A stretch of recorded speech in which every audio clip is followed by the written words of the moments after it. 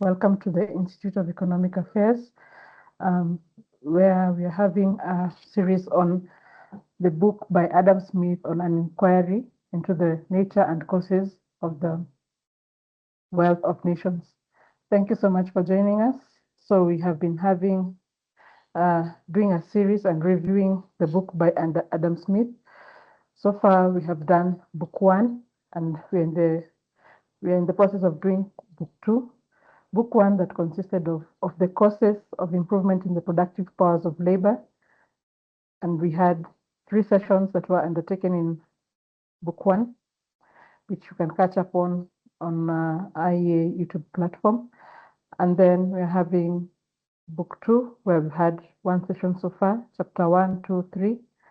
And now we are doing discussions on chapter 4 and 5 of stock, lent at interest, and of the different employment of capitals. Generally, book 2 talks about the nature of stock, the effects of its accumulation into capital of different kinds, and the effect of different employments of those capital. So with me today is Leo Kemboi and Vivian Ochola, my colleagues from IEA. So Vivian will take us through chapter 4 of stock lent at interest, and Leo will take us through chapter 5 of the different employment of capitals. So feel free to enjoy as we dive into the conversation. So Vivian, you're welcome to start us off. We are glad to be back again, chapter 4 of book 2. So, of stock lent at interest, that's the title. So if you are keen enough, you're able to notice that every chapter starts with of something. So that was the language that Smith liked very much. So chapter 4 of book 2, we are going to understand 4 important things. Number 1 is why people lend and why people borrow, what determines lending, unproductive and productive borrowing, and what is the best interest rate and what determines it. So those are the questions we are going to answer, or those are the things Smith is talking about in this chapter, and we are going to understand them very clearly according to his views. So chapter 3, we considered, or Kwame shared with us, some of the productive labor and unproductive labor. So productive labor, he said, it leads to accumulation of capital. So this series, they are continuous. So when capital is accumulated, what happens when someone or when the owner of that capital does not want to use it directly, but instead decides to lend it to someone else? So that is where interest comes in, and that is what we are going to talk about in this chapter. So stock is basically a form of capital. So a person who borrows it need to pay for it in form of interest. And we can simply say that interest rates are opportunity cost for holding cash. So if you decide to lend it and not use it or hold it, then interest rate must be paid on that. So why interest rate? So we have answered that. So it's because when someone lends capital, they give up using it themselves. So when I borrow someone my 1,000 USD, so I don't have that money to use it. So the borrower uses it to generate profit. Most of the time people borrow to generate profit, though we'll understand other reasons why people borrow. Then the lender receives the portion of that profit as interest. So that brings us to the question, reasons why people lend. Why do people lend? It's because of the interest, which is a portion of the profit. They receive that interest, which is a portion of the profit. Then on the flip side now, why do people borrow money? There are majorly 2 reasons why people borrow money. Number 1, they borrow for capital, creation of capital. Like some people borrow money to pay workers or even to invest, then earn profits, then be able to share that profit as interest to pay back that loan. Then there's this other group of people that borrow for consumption. For them, he claims this is bad for the economy. If someone borrows money, do not use it productively, they just use it for consumption. He says this is bad for economy since it reduces the capital that is available to be borrowed. So let me read for you a quotation here that was very interesting. He said, reading, he said that the man who borrows in order to spend will soon be ruined, and he who lends to him will generally have occasion to repent of his folly. So Smith really didn't like, in his argument, he didn't like when people borrow to spend or to consume lavishly and not to spend it productively. So he says that anyone who borrows to spend that money will soon ruin himself. Then he brings us to the fourth thing, lending and its role to the economy. So that is at an individual level. Remember, we have said someone having capital and decides not to use it on himself but lend it to someone and receives a payment of interest rates. So what is the role of lending to an economy? So lending has its role to an economy as well. So does it really help to does it harm or help the economic growth? And Smith is telling us that lending do help economic growth only if it supports productive activity and when it's not for consumption. So it brings us to two arguments or two classification of borrowing. So he says that lending can be for productive or he says that there can be productive borrowing and unproductive borrowing. So productive borrowing uses a term called frugal. So means someone borrowing for things like in business investments, for employment creation and output expansion. Then now we have unproductive borrowing. For this type of borrowing, it's called prodigal borrowing, when someone borrows for consumption and when luxury spending. So when too much capital, then he says that when too much capital goes into consumption, capital is wasted. So he was so much against borrowing for consumption. Then he comes to the question that again we need to answer, or something you want us to know is what determines the amount of money available for lending. Then he explains that the amount of money available for lending is not determined, because there were arguments that people were saying that it is determined by the amount of money that exists. So he said it is not determined by the amount of money that exists, but by how much real wealth is available, amount of capital. So what determines that is the real wealth or the amount of capital available. Then so he rejects the notion that says that when there's more money in terms of coin or paper, during those time it was either coin or paper, it equals directly to more lending. So he rejects that fact. And he says that real capital, which is what determines lending, is basically real capital, which is goods produced in an economy, output from land and labor, and more was learned in chapter 3, then wealth that can support production. So those are the things that tend to determine borrowing, but not more money in terms of coin and paper in the economy. Then he gives an example. Let me read for you this an example. So in this example, he says that, for example, person A he has 1,000 euros, then he lends these 1,000 euros to person W. Then person W buys goods from B. Then B, because he has no need of this money, uses this money and lend it to person X. Then person X buy goods from person C. Then this same 1,000 euros, then person C lends to person Y. Then person Y buys from person D.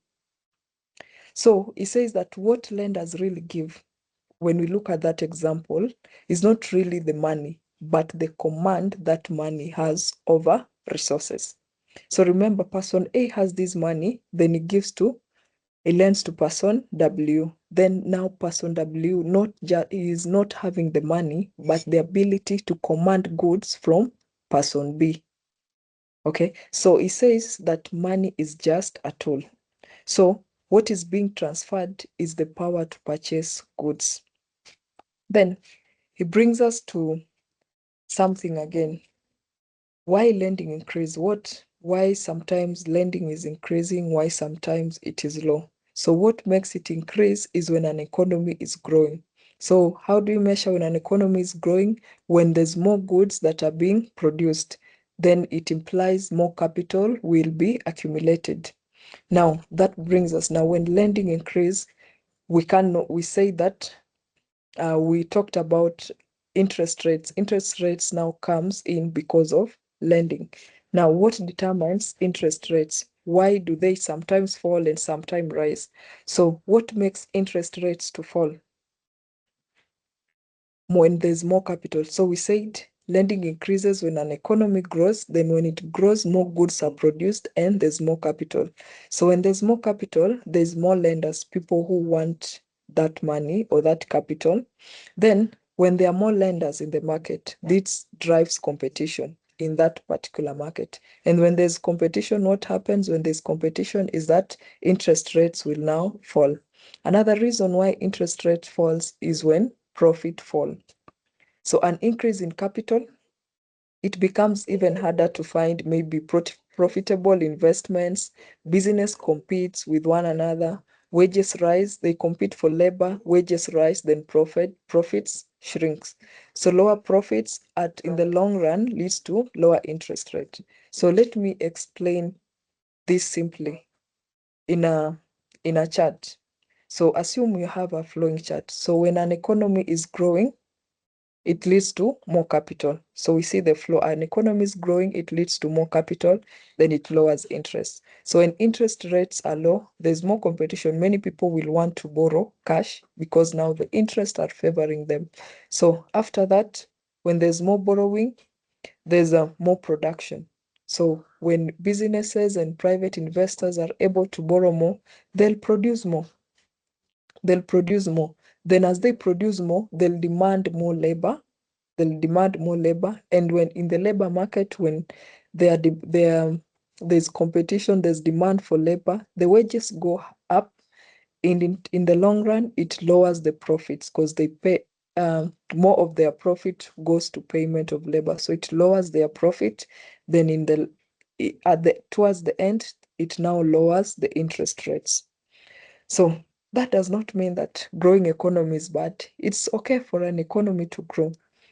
Um, so it's just saying, what he's simply saying is that interest rate fall not because there's more money. He's nullifying the belief that interest rate fall because there's more money in the economy. No, he says that interest rates does not fall just because there's more money, but because of the changes in real economy, the changes that we have just seen. Then this brings us to whose theory is he criticizing? And we are finding out that he's criticizing mercantilism theory or the mercantilist theory. For them, they believe that more money uh, is equals to cheaper money, then finally lowers interest rate. So let me take you back to understand who are these mercantilists. So economic theory. So mercantilism is an economic theory from the 16th all the way to the 18th century. Sorry. So these people, they say that a nation's wealth is measured by its accumulation of gold and silver or precious metals like gold and silver. So they believe that if you accumulate more gold and silver, you are considered a wealthy economy. But Smith is nullifying that, is saying that accumulation of more gold and silver does not matter. What matters is the value of that money, what that gold and silver can command in the market. So he says, so the mercantilists, they focus on money as wealth, while Smith comes and say that he focuses on production and capital and investments as real wealth. Then uh, he gives another example in the chapter, an example to prove to us that increase in supply of money does not equal low interest rates.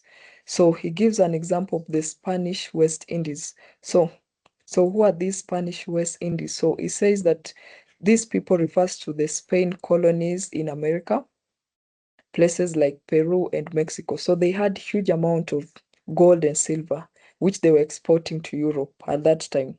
So Remember, so there were more gold and silver, the silver that was flowing into Europe. So as a result of that, the interest became lower. Then there were three more. Their names are Mr. Loki, Mr. Lawe.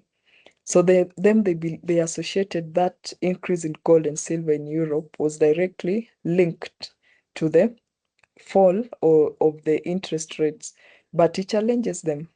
He says that lower interest rate was not due to that increase in silver and gold. So he says that what happened is that more silver and gold makes them lose their value. So, and if it is worthless, lending it becomes even more worthless, and that is what in turn leads to lower interest rates. Then that takes us to something again. He gave an illustration in the same page. He's giving an illustration. So let's assume this situation. Assume that interest rates is 10% and you give a loan of 100 euros. So that means the interest someone is paying on that loan is 10. So after silver loses its value, or after gold and silver that comes into Europe loses its value. So it means when a money loses its value, it means that what 100 euros could buy then it is buying less. So assume 100 euros now buys what 50 used to buy. So money has lost half of its value. Then what should happen if the argument of the three men was correct? So what will happen is that if everything halves in value, so if 100 is like 50 now, is like 50 before, sorry, then 10% interest rate was like 10 euro interest rate that resulted from 10% was like 5 euros. So he said it's argues that now the relationship between capital and interest rate stays the same, but no, that's not the reality. So interest rates fall from 10% to 5%. So that same 100 euros that has fallen in value give an interest rate of 5 euros. So that is the connection. So interest has fallen, but more than just the value of money. So there's no connection, a direct connection between interest rates and the value of money. Then, in conclusion, he shifts now to the role of regulation in the lending market. He gives an example of countries that banned interest rates. So does it really work? Is it okay to ban interest rates? So he says that if you ban interest rates in a country, it does not stop lending, it makes it even worse. Why? People will still borrow. Lenders will still want compensation. So what will happen? They'll use the black market. So it becomes even more illegal and risky. So that result into usury. Then, but instead, he proposes that a country or the legal system should set a maximum legal rate. And this should be done carefully, because if it is too high, there's a problem. If it is too low, there's a problem. So let us understand that. So he says that the legal maximum rate should not be too low. Why? Because lenders will refuse to lend legally. Black market will happen, because when it is too high, when it is too low, it will be below the market price. It happened. The example of England, not England, but France. The law decided to set the interest rate below from 5%, which is the market interest rate, to 4%. We say that the market or the lenders found their way around and it went back to 5%. So it should not be set too low, because it will encourage illegal lending and it cannot override the market. Lower interest rate can never override the market. Then when it is too high, let's say the market is at 5%, then the legal system decide to set it at 8, maybe to 10%. What will this encourage? It will only encourage we call them reckless, prodigal, or projectors, who will accept those higher rates and use them to waste. And what will happen in the long run? Careful, productive investment won't borrow capital. So capital will be wasted on reckless and prodigal projectors. Then he ends this chapter by comparing land, which its reward is rent, and lending, which its rewards is interest rate. How they influence each other, how rent and interest rate influence each other. So he says that when interest rate falls, land become more attractive.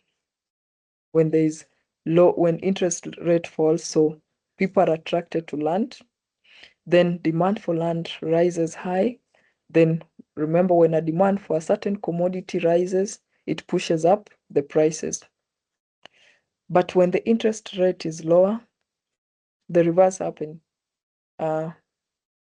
When it is high,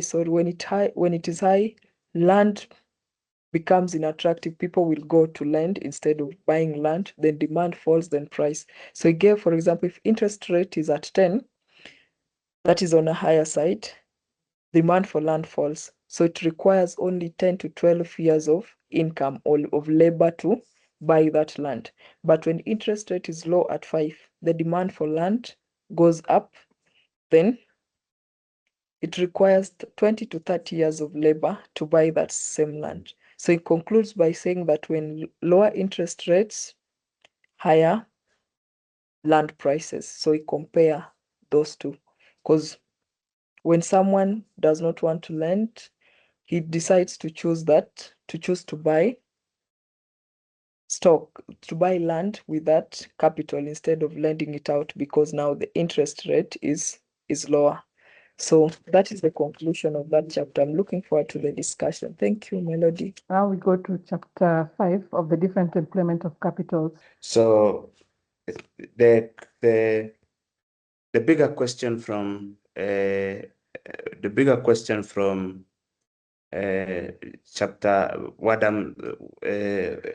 of the different chapter 5 of the different employment of capital is that Smith was asking himself the structural question: how does the employment of capital affects the wealth of a nation?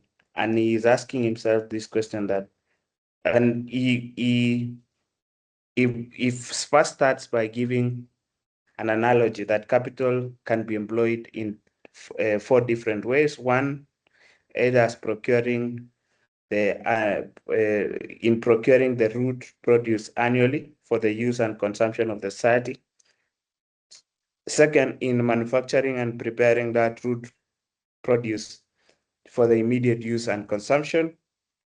And then the third is that in transporting that manufactured produce from places where they are bound to those places where they are wanted. And the fourth question is dividing particular portions of those either into small parcels. So he's looked at the economy, and the economy at that time was what you could say largely agrarian. So he divides capital into 4 areas, which is agriculture, what you'd say manufacturing, third is wholesale trade, and then the fourth question is the retail trade.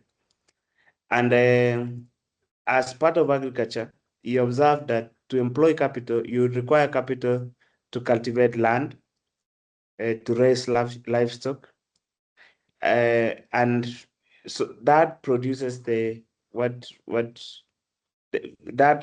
the annual production forms the basis of that national the national produce of the land. Then he observes that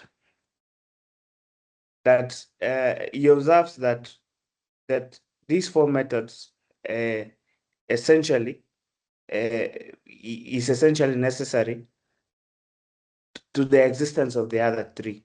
So he's saying that for agriculture, you have to farm, and once you've farmed, then you are required to now deploy that capital to transform that raw material into finished goods. Then you'll be required again to transport it, and trade at that time was a bigger component of the economy, and then split also those into portions that are required. And then so he observes, and so for example, when he makes the argument about the core argument from that is that different employments of capital gives motion to different quantities of productive land. Because to explain that, capital does not just sit passively, it activates labor. But what Smith observes is that the quantity of labor activated depends on the sector. And he goes to give different kinds of examples that it depends on labor, because he gives that example that the persons whose capital are employed in 4 ways are themselves productive laborers. Their labor, when properly directed, fixes and realizes itself in the subject of the commodity of the vendible commodity upon which it's bestowed. So the profits of the farmer, of the manufacturer, and the merchant, and the retailer are drawn all from the price of goods which the first two produce and the last two buy and sell. So equal capital employed in each different ways gives different quantities of productive labor, and that's his broader argument. The second key question that he provides is that he notices that when he says so when the productive labor is the only one that results in that vendible commodity, that commodity that can be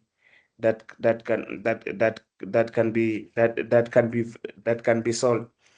And the question becomes, which sector generates more vendible output per unit capital? And then he does some analysis and comes to the conclusion that the most productive employment at that time when Smith was writing this was agriculture, because he makes the argument that agriculture puts into motion the greatest quantity of productive labor.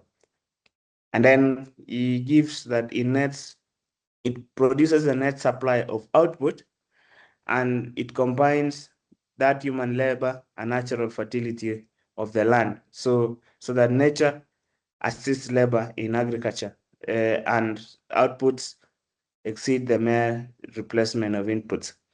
So then he provides another analogy that manufacturing is also productive, but it's secondary. It creates more value, but through not just labor and skill, but also the division of labor. We covered the division of labor in sessions of the previous series. So it's productive, but not primary in its hierarchy. And then on trade, Smith says that it's necessary, but non-productive in output terms, because he writes that capital in trade, I'm looking for that specific passage. The capital in trade does not fix itself or realize itself in any particular subject or vendible commodity, and that trade does not produce new goods. It only circulates existing ones. So it moves goods between producers and markets. Wholesale being that it moves between the merchant trade at that time, called merchants,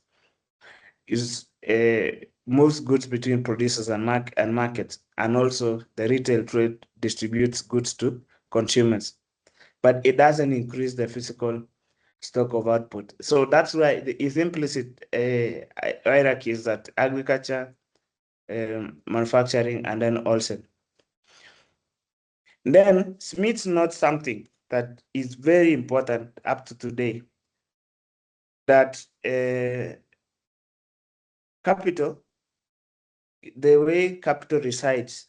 So in agriculture and retail trade, you note that capital must reside within that society. The employment is confined to almost precise spot, to the farm, to the shop, to the retailer. Then he observes again that the capital for a merchant, on the contrary, does not have no fixed or necessary residence anywhere. So mobility of capital. In here, Smith discusses the question of mobility of capital. And then similar to manufacturer, capital must reside where manufacturing is carried on. But and he gives an example so between Edinburgh and he gives that Lyons, which in France is very distant, both from which places which affords the material of its manufacturer and those that consume them. The people in Sicily, Italy, which is also far from Edinburgh, are clothed in silk made in other countries from materials which it produces. Part of the whole of Spain is manufactured in Great Britain, and that some part of that cloth is sent afterwards back to Spain. So mobility of capital is not necessarily, it's not resident in one area.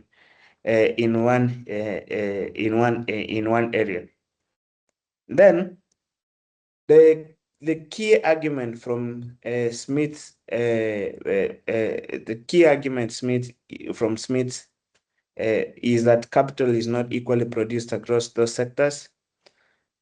Some of uses of capital expand real output. Others only move output around. So, and he gave those examples like trade and manufacturing. So some of those we can summarize the key principles from Smith's from Smith's book is that capital, we just mentioned the one that capital is not equally produced across sectors. Productive labor is the unit of economic value. And and then he gives the sectoral lens. And then he makes the argument that later is contextualized by Solo, which is the national wealth depends on annual produce of land and labor. And that in implication is that wealth is the flow of real goods produced annually. So thank you so much. I end at that. I'm looking forward to the discussion. Thank you. Thanks, Leo, for breaking down chapter 5 for us and helping us understand more of the different employment of capitals. So maybe to ask Vivian, how is interest, in what pathway does interest make a nation wealthier? What pathway does interest follow to make a nation wealthier? Thank you. If I got you correctly, you say that what path do an interest rate follows to make a nation wealthier? So from what I got and what I understand is that interest rates should be set at a level that is not more above the market rates and even more below the market rates, so that it can be able to be, so that productive lenders, because what Smith is arguing is that borrowing is okay, but when someone borrows and does not use that capital for productive purposes, it shrinks the capital and it makes a country not to become wealthier. So when interest rates are set at a rate whereby productive borrowers, even maybe people want to start a business, people want to use it on employment and all that, when they are able to borrow and be productive in the economy, it will lead to an accumulation of more capital that will help a nation to grow wealthier. So the notion that now when there's increase in money supply or when there's more gold and silver in an economy, it will automatically makes a country wealthy. No, what makes a country wealthy is when there's enough capital that can be productive enough to accumulate more capital for the next, maybe for the next person to borrow. Yeah. So on a follow-up question, Vivian, you've said Adam Smith thinks that there should be regulation. There's a role that government should play in regulation of interest rates. Do you think that's still relevant in our current market? Yeah, it is. It is still relevant because when I read this chapter, what came to my mind is monetary policy, because it deals with regulating interest rates to ensure that uh, private sectors and even governments are able to borrow. So it is still relevant. So why it becomes a problem is when the CBK sets a rate that is so high to an extent that private sectors who borrow to invest and all that are unable to borrow. So, and now who will be able to borrow? Governments. We know in our lending and even internal borrowing, governments do borrow at a high interest rates because they need that money urgently. So it crowds out the private sectors. So these things are still applicable today. So in as much as for Smith's core idea was that interest rates are determined by real factors in the economy, like we said, capital, which is savings, profit, investments, and opportunity cost.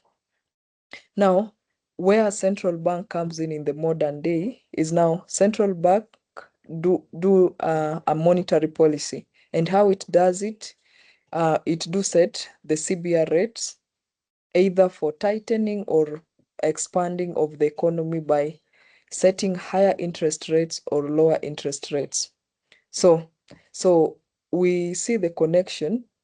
Smith was majorly focused on the forces behind interest rates either falling or increasing now, and the central bank is now interested, so it influences interest rates through policies.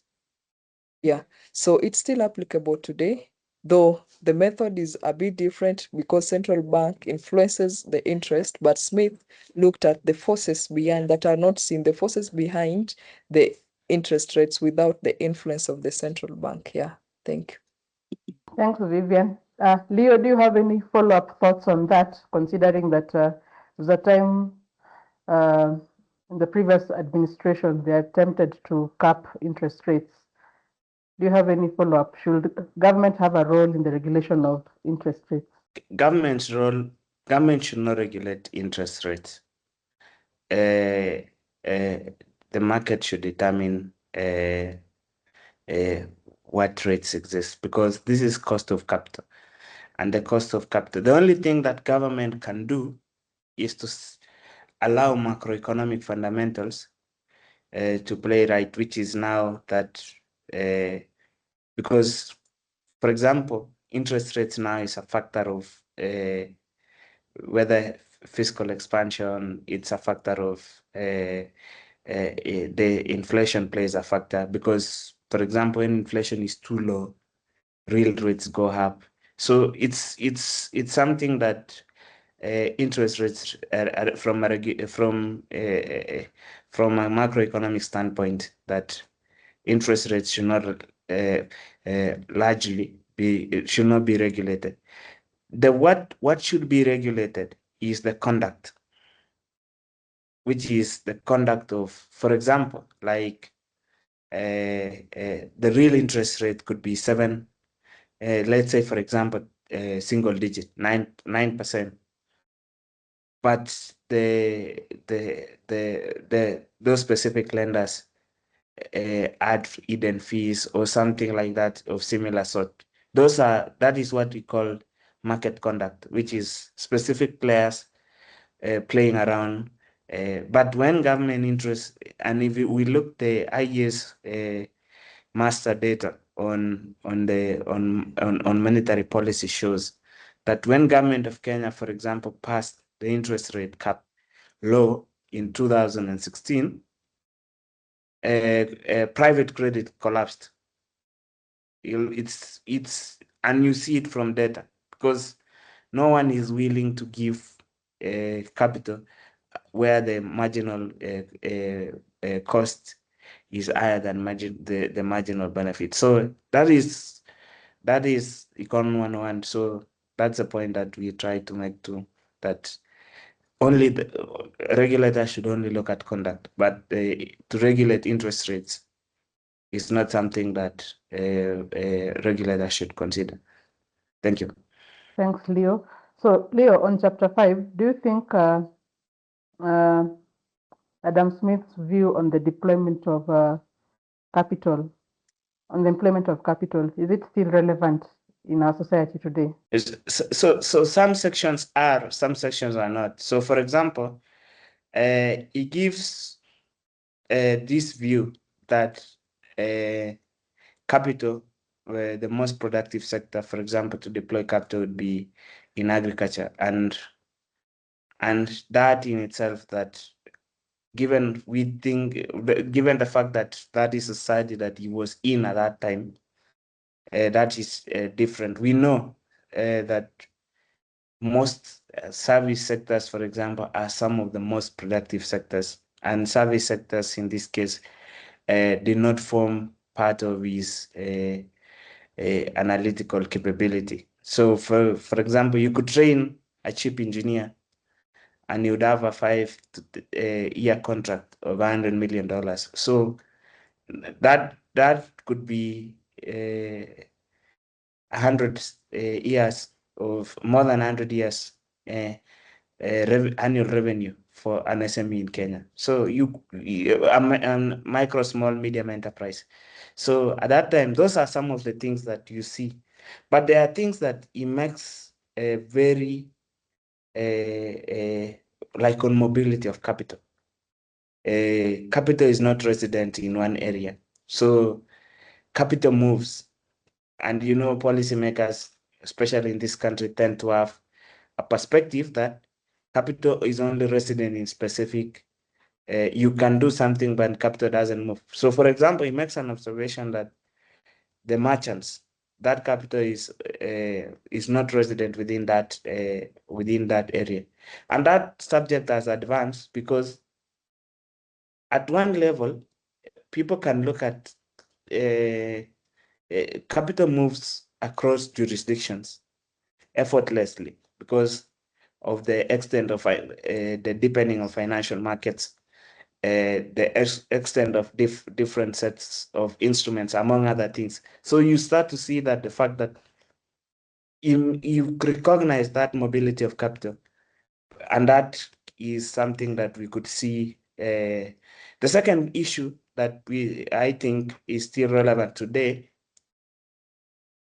is that he makes this observation at the last paragraph in that chapter, that the consideration of the private profit is the sole motive in which the owner of capital determines whether, for example, to employ it either in agriculture, manufacturing, retail, or wholesale. And that is one of the most powerful. So capital, deployment of capital. So when we look at even the way capital is deployed, when we discuss the macroeconomic fundamentals and look at, say, for example, whether accumulation of private investment or private capital, the main determinant is still that gain, that marginal benefit that comes from that deployment of capital. So it's not, you could be patriotic, for example, and say we want people to invest in our tea or in our coffee or specific things that like to see. But in the end, that in itself that is not the consideration. The consideration is that private profit, and that is the sole motive. So that is something that is true in 1776 and is true in 2026. That is something that is still salient and stands out, and that forms the basis for that incentive for that. So thank you. Thanks, Leo. So the last round of questions. Vivian, based on chapter 4 of the Stock of Lent and Interest, what advice would you have for policymakers based on what your review of chapter 4? What advice would you give based on what you have read from chapter 4? Yeah, thank you. So first, I'll agree with what Leah said. Let the markets determine, because you cannot really influence.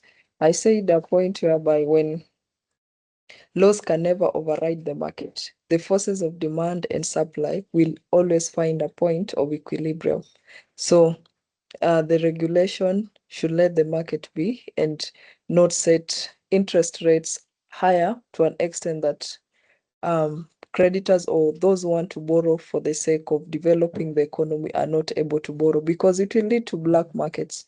We've seen that in our mobile money lending and all that, how people are being manipulated because of the high interest rates. So what we need to do, let the market be, and the forces of demand and supply will determine the equilibrium, and don't set the minimum or the maximum interest rates. Yeah.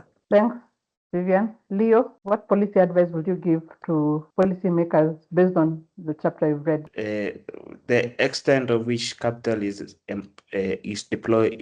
employed, because the employment of capital is something that is determined largely by the consideration of private profit, and therefore it is that the environment that gives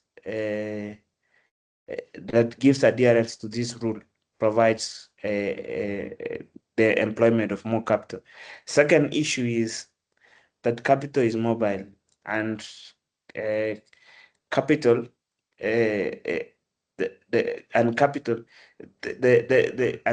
capital is mobile, and therefore it is not enough to limit the movement of capital. So it's about the question of what kind of equilibrium mix of policy sets, the policy tools would give an environment where more capital comes to that jurisdiction. The third issue that I would give is that sectors are different, and these sectors are dependent. That consideration of private profit actually predetermines which sector. In this case, when Adam Smith was alive in that 1776, the most dominant sector that could absorb more capital at that time was agriculture. We know that is not true today. And therefore, it's important for us to keep to be open-minded that the extent and the complexity of economies grow over time. And that is the most important thing, that this is a piece of text that was written 250 years ago. But as some things have stood the test of time and others have not. And then the most important thing is the emphasis on private trade, on merchant trade. At that time, Adam Smith could see that wool that comes from Spain clothes would be manufactured in England and then turned back again to Spain over that period. So the global value chains concept is more than 200, was still relevant then and still relevant today.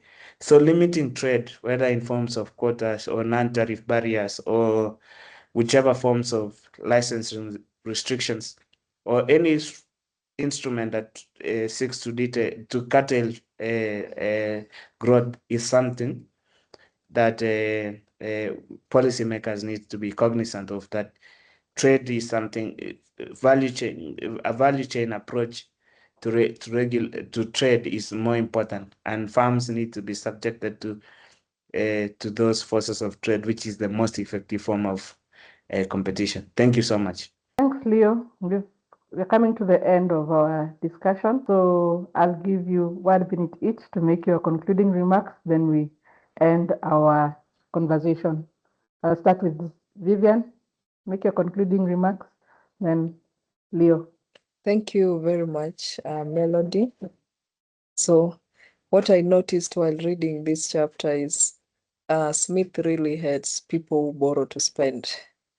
Maybe he was writing during those periods where there were no credit cards. Maybe if he was living in our days, he could be shocked and see how people borrow money to buy, to even they borrow to pay loans and a lot of things. So yesterday we were discussing with my colleague Fiona, asking ourselves, if I borrow money to buy a car, is that, according to Smith, is that correct? Then for him, we'll answer you and tell you that only if that car will generate income. But if it is a car for luxury, then you are wasting resources. So he really hated it when people borrow. Though I tend to, from his argument, his concern is about accumulation of capital, and it is very important if you borrow money, use it for something that is profitable, because the person who lends will want interest. So how are you going to pay back that money if it is not generating a profit, which a share of it should go back as interest rates? So it is a very interesting discussion. I hope each one of us will enjoy this chapter even as we continue. Thank you. As for me, the key thing is that the deployment of capital is an important component in the economy, and both for growth and absorptive capacity, and also that this is capitalism allows that productive is the most important, that productive unit of the economy to function. Secondly, for me, is the fact that the extent of development and complexity of the economy is that capital is not just deployed in areas where the physical goods are produced.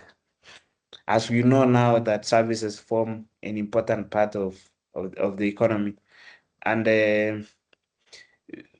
third is the question about a country's system that allows more trade to function, and that makes a recognition that there are certain specific areas of the economy you'd gain comparative advantage and not the others. And all this comes from that different employment of capital. So these different sectors have different forms of implication. And the lastly thing, the foundational problem in economics is expanding output and, but most importantly, expanding labor. So, and these forms a big part of this discussion on how capital is employed. So, capital and labor go hand in hand. The most productive and the most capital-intensive sectors all exist and coexist together. So, thank you so much. Thanks, Vivian and Leo. So, in summary, what the insights I have gained from your discussion is that for a nation to grow or to be wealthier, we need to borrow to produce, and we need to deploy capital in areas where, in the most productive sectors. In a nutshell, that's what chapter 4 and 5 is all about. So thank you, Leo and Vivian, for that great review and for the good discussions that we've had. And thanks everyone for future watching this series. So we are done with book 2. The next session we'll have is on book 3, where we'll have discussions from chapter 1 to chapter 4 with my colleagues. So stay tuned, and hope we've continued sparking your interest to read through The Wealth of Nations. Thanks, and have a good time.